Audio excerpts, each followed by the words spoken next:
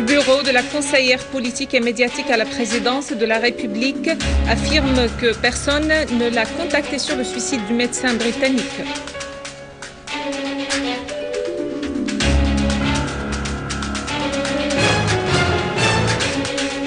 L'armée arabe syrienne détruit des repères de terroristes dans la banlieue de Damas, à Alep et à Idlib.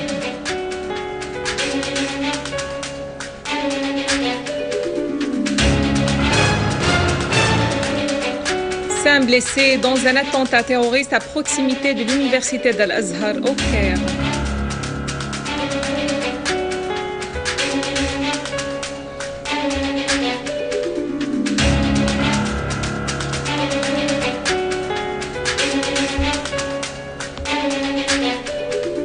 Mesdames et messieurs, bon après-midi, merci d'être avec nous.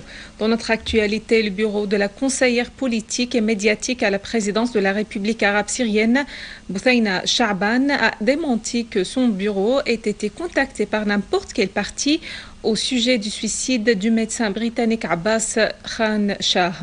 Le bureau a ajouté que les informations diffusées par la télévision libanaise Al-Jadid et publiées par le quotidien libanais Al-Jumhuriya constituent des rumeurs mensongères et sont entièrement infondées. Le ministère des Affaires étrangères et des expatriés avait convoqué le 18 du mois en cours le représentant de l'ambassade tchèque à Damas chargé des intérêts de la Grande-Bretagne en Syrie et lui a remis le rapport d'expertise médicale sur le suicide du médecin britannique Abbas Khan Shah qui était entré illégalement en territoire syrien et y a exercé des activités interdites par la loi. Le rapport souligne que la cause du décès de Abbas Khan était l'asphyxie par pendaison et que sa pendaison était commise par lui-même dans l'intention de se suicider. Le rapport indique qu'il n'y avait sur le corps ou la poitrine de Abbas Khan aucune trace de violence ou de résistance, ce qui a été confirmé par l'examen radiologique. Le ministre adjoint des Affaires étrangères et des expatriés, Faisal Miqdad, a précisé lors de sa réception du représentant de l'ambassade tchèque à Damas que la Syrie était sur le point de remettre le corps du ressortissant britannique à sa mère et au député à la Chambre des communes britannique George Galloway, qui est intervenu en faveur de l'amnistie de Khan Shah. Le vice-président du Conseil des ministres, le ministre des Affaires étrangères et des expatriés, Walid Al-Muallim, a examiné aujourd'hui avec Sandeep Kumar, ministre adjoint indien des Affaires étrangères par intérim, les moyens de consolider les relations bilatérales et les efforts déployés pour tenir la conférence internationale sur la Syrie à Genève. Lors de sa rencontre, Al-Muallim a donné un aperçu exhaustif sur la guerre déclenchée contre la Syrie par les groupes terroristes dont les éléments appartiennent à plus de 80 pays, soulignant la nécessité que la conférence de Genève 2 accordera la priorité à la lutte antiterroriste et à l'obligation des pays procurant d'armes et de munitions aux groupes terroristes armés à enrayer de le faire. Le chef de la diplomatie syrienne a assuré que les mesures diplomatiques unilatérales adoptées par les pays de l'Union européenne et les États-Unis contre le peuple syrien nuiront à ses conditions de vie. De son côté, Kumar a indiqué que l'Inde suit de près la situation en Syrie et œuvre aux côtés des pays concernés pour y rétablir la sécurité et la stabilité, faisant noter que la lutte antiterroriste implique l'arrêt du financement de l'armement et de l'accueil des hommes armés.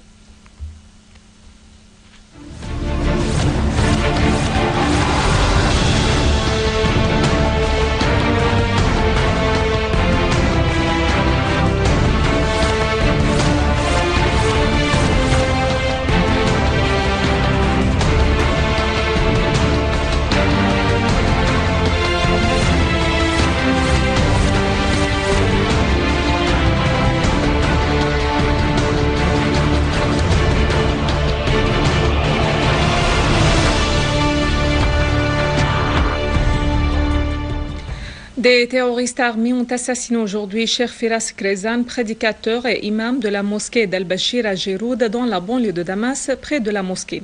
Sur le terrain, des unités de l'armée arabe syrienne ont liquidé des terroristes à Jisrine, dont un Jordanien, un Tunisien et un Libyen.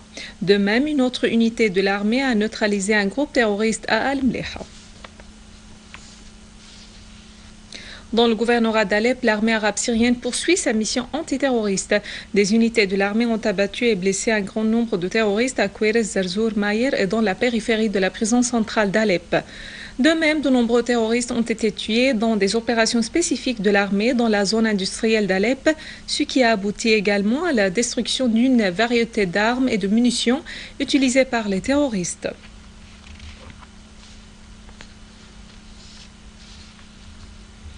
Dans la banlieue d'Idlib, des unités de l'armée arabe syrienne ont visé des repères de terroristes à Taftanaz, à Ma'arat al-Nu'man, à Ma'arat Masrin, à Sarmin, au sud d'Abu Douhour et à Jrin, tuant nombre de terroristes et détruisant les armes et les véhicules qui étaient en leur possession. En Irak, des sources de sécurité ont confirmé l'explosion d'une charge dans un convoi de l'armée irakienne à Hit, à l'ouest d'Al-Ramadi, ce qui avait fait nombre de blessés.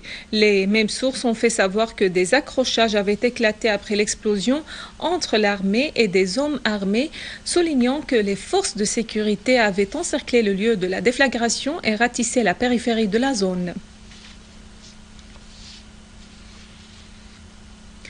Le gouvernement irakien a décidé en parallèle avec la fermeture de la frontière avec la Jordanie d'attaquer les repères du réseau d'Al-Qaïda au désert d'Al-Anbar à l'est du pays. L'aviation irakienne a mené des raids contre des grottes, des cavités rocheuses dans les vallées de Houran et d'Al-Abyad à proximité de la frontière syrienne où les terroristes avaient pris refuge pour échapper aux coups de l'armée irakienne. Les forces irakiennes du désert ont repoussé une deuxième attaque en 2 jours menée par les groupes de Front al-Nusra venus de l'intérieur des territoires syriens. 11 terroristes ont en fait été tués alors que de nombreux autres ont été blessés. 12 véhicules et un grand magasin d'armes et d'explosifs ont été également détruits dans le désert d'Al-Anbar. Au sud-ouest de Kirkouk, la 12e brigade de l'armée irakienne a détruit 10 repères de terroristes du soi-disant État islamique en Irak et au Levant et du soi-disant Ansar al-Sunnah. En Égypte, 5 personnes ont été blessées dans un attentat terroriste qui avait visé un autobus devant l'université d'Al-Azhar au Caire. Une source à la commission égyptienne d'ambulance a indiqué que la majorité des blessés ne sont pas dans un état grave et qu'elles quitteront prochainement l'hôpital.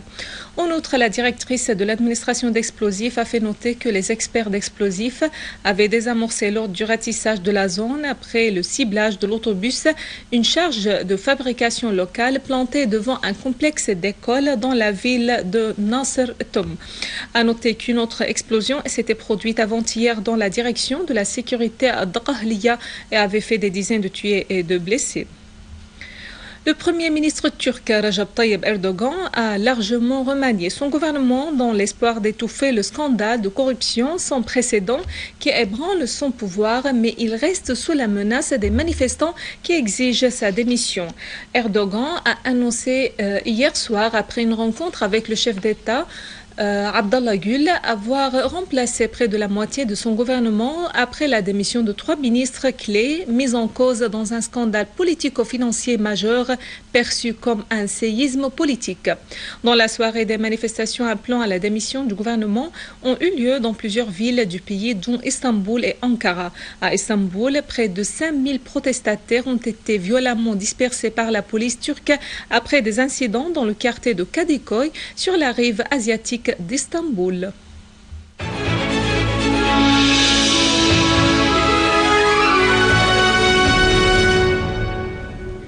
En dépit du refus du gouvernement français de la visite de ses citoyens en Syrie, une délégation des jeunes Français est arrivée en Syrie le 19 du mois en cours pour participer aux célébrations de Noël et de Nouvel An avec les Syriens.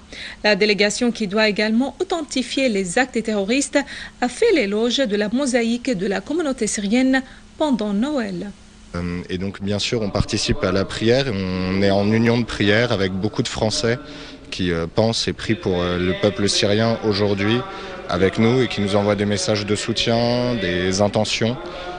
Et c'est une vraie force que la prière dans ces moments difficiles. Alors nous souhaitons la paix à tous les Syriens à l'occasion de ce Noël que nous sommes venus partager avec eux. Nous sommes très heureux d'être là aujourd'hui pour cette prière pour la paix avec toutes les communautés religieuses de Syrie. Et hier soir, nous avons fêté Noël dans une église grecque catholique où nous avons eu la liturgie de Noël. Moi, je dirais que le peuple syrien est très accueillant et ne rêve qu'une chose, c'est que la paix aboutisse le plus vite possible. Le message que je voudrais transmettre aux Français en Syrie, au sujet de la Syrie, c'est de prier pour que cette mosaïque religieuse puisse perdurer en paix, comme c'est le cas depuis de nombreuses années. À la fin de ce journal, un rappel des principaux titres. Le bureau de la conseillère politique et médiatique à la présidence de la République affirme que personne ne l'a contacté sur le suicide du médecin britannique.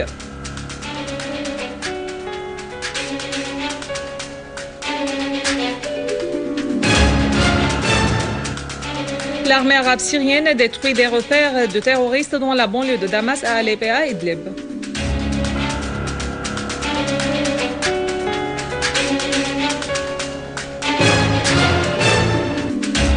Cinq blessés dans un attentat terroriste à proximité de l'université d'Al-Azhar au Caire.